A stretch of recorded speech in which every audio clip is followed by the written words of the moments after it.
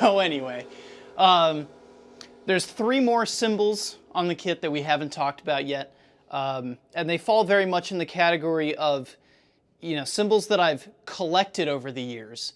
It probably won't come as a surprise that one of my hobbies outside of playing music is collecting musical instruments, as you can see. And so these fall in the category of instruments that I've collected that over the years I've found to be very useful in certain types of situations. So the first one here is this is the 22-inch Paragon ride cymbal. Again, the Paragon line was originally created for Neil Peart. So when he switched from Zildjian, this was the ride cymbal that they designed for him, and in fact, really with him. And this was the ride cymbal that he used pretty much for the rest of his career. I can only think of one instance that I know of where he used something else. So it's a 22-inch cymbal. It's very, very heavy. I think they claim it weighs like 8 pounds or something like that. But it's very heavy. It's very thick. It's very, compared to the Vanguard, it's extremely dry. If the Vanguard sounds like that, then the Paragon sounds like that. It's, even the body of the cymbal sounds kind of like a bell compared to the Vanguard and the Complex Thin. But sometimes that works. Sometimes I need a cymbal that just has a lot of ping, a really, really lot of ping. And the bell on this thing, forget about it. I mean, every time, it's kind of like playing a rim shot on the snare. You never forget it. And that was actually, when I decided to put this back on the kit, that was actually one of the main reasons that I decided to do that, was so that I would have access to this bell if I wanted a bell that would just absolutely, take your head off every single time I played it. So that, it definitely comes in handy for that. I actually really like the bow sound.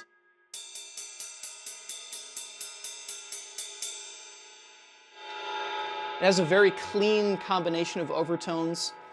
The hammering on this cymbal is closest to AA, the line AA, and the lathing on the bottom of the cymbal is vintage style, which you can find vintage style lathing on most AA line cymbals and also most HH line cymbals.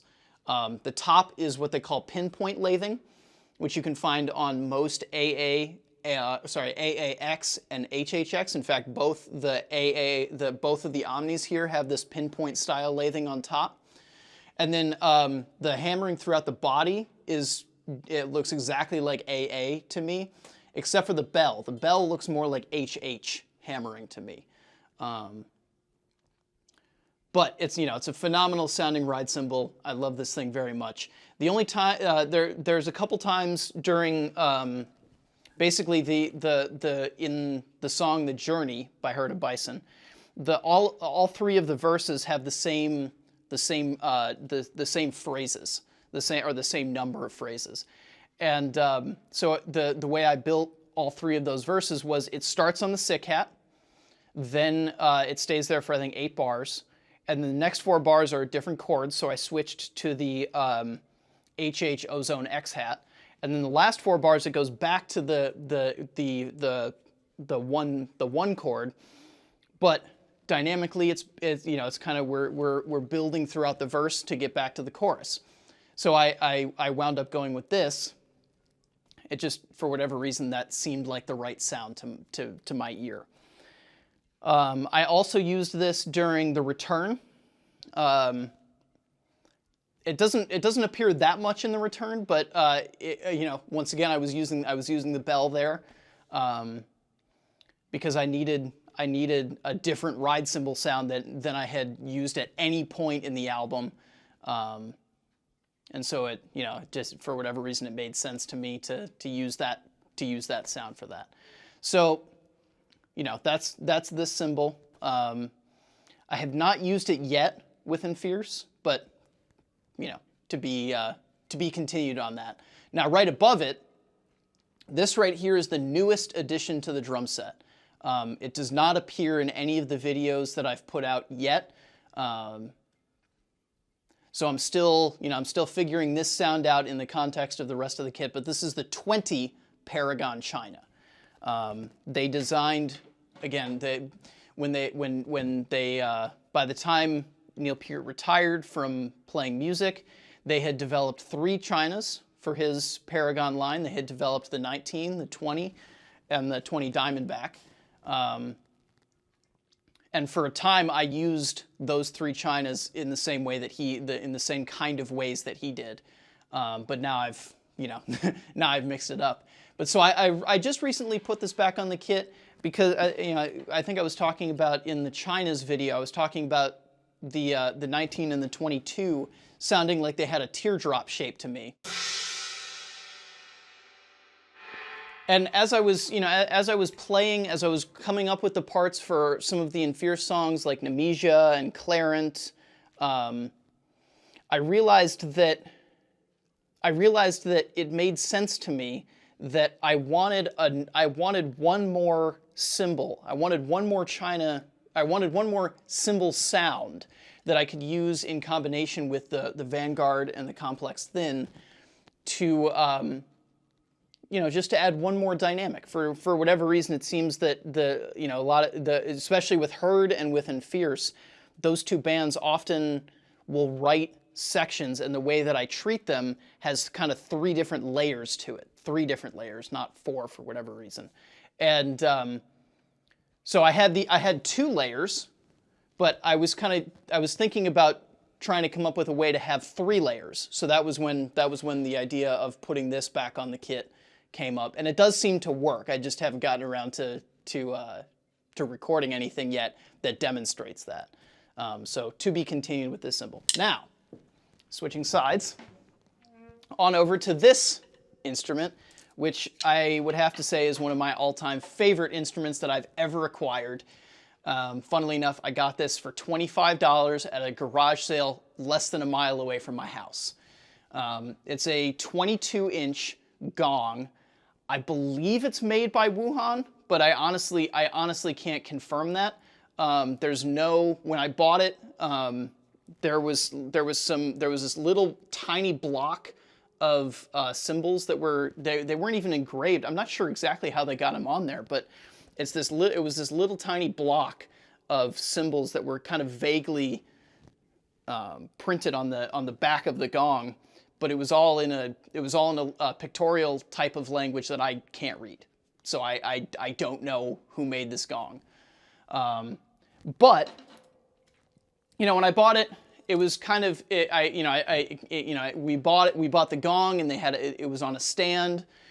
So I just would set the stand up behind me and kind of use it basically for comedic effect. Every now and again, I would just kind of hit it at the end of a song. Anytime I had enough time to grab out the mallet, which is over there behind me. But so then, in the last couple of years, I decided that I wanted to put it back on the kit, but I wanted to be able to use it in more than just like a comedic type of gong effect. I wanted to really be able to use it as an instrument. And because gongs don't have a hole in the center, you can't tilt the cymbal itself. You can only hang it flat. So the only way to make a vertical cymbal comfortable to play is to have it higher than my head, so that my arm can be in this type of position to play it. It took a little while to figure out what sort of hardware I could get that would be tall enough and sturdy enough to actually hold it all the way up there. But now it's just kind of integrated into my rack, and it's been a lot of fun to have this on the kit again. It's got a lovely, lovely sound. You can hit it in a whole bunch of. Hold on, let me grab this mallet. You can play it in a whole bunch of different ways.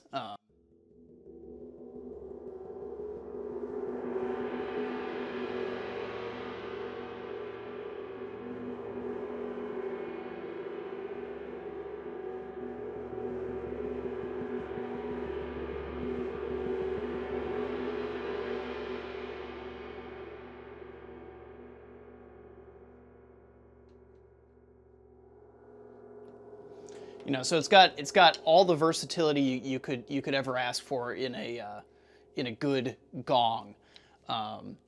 But the nice thing is that they all translate, you know, not just with a mallet, but they all translate with the stick as well. I can hit it out here and get that type of a sound, but I can also hit it in the middle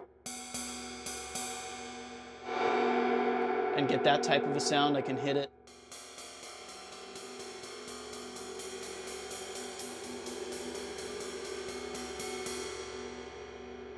I can hit it in a bunch of different ways. And the thing that I discovered when I put it up here was I can actually crash it without necessarily warming up or warming it up. The main thing I learned to do is to actually aim for the edge of the cymbal right there.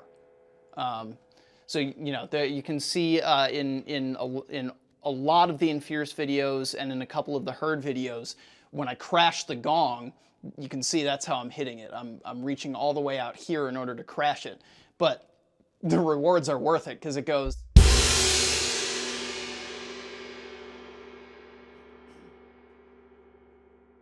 And now that I have a mic directly behind the gong, it cuts through. It really cuts through the mix. And it's been such a joy to have this instrument back on the kit.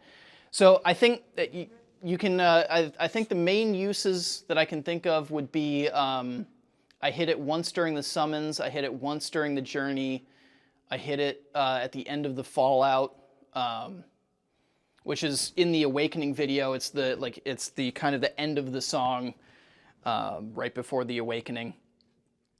Let's see, I also hit it, I hit it at the end of the Return. And then I started just, you know, the Nomad Part 2 is always completely improvised. I know where I want to end up, but you know, I have that little melodic pattern on the Toll Spires that I always kind of wind up at, but everything before that is always improvised. And on that particular take that is in the video, I started messing around with going back and forth between the rides and the gong. So I was having some fun with that. In terms of the Enfierce music, I can't remember all of the songs that it gets used for, but mostly it just gets used once in a song. I'll pick, you know, one hit that I feel needs to be dynamically at the absolute max, and I'll hit the gong for that. Except for one song, Tetiaroa, where we had this whole bridge section which was, you know, just soft. It was this lovely, soft, almost meditative. More even than contemplative. It was really meditative, this section. And so I wanted a ride cymbal sound that had a pretty good amount of ping, but also just had this really dark, extremely rich wash underneath of it. And I could have used the Paragon because it does have a lot of ping, but I went with the Gong because it has a lot more dark spread underneath of it, which I didn't really realize until I had them both set up on the kit at the same time, that they accidentally are the perfect match in terms of they're both very pingy, but they're also, like, this one is very bright and this one is very dark. I hadn't really thought about that until they were both here. So I used the Gong for that section in Tetiaroa, and I think it was the right musical choice, and allowed me to use an instrument that I absolutely love. So check it out. Diamond silently slips away. This time I know.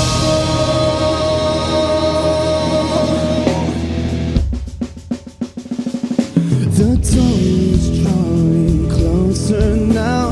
Lines are flying all around. I can feel it coming down. Someone tell me what's that sound? The treasure that you gave to me. Show me what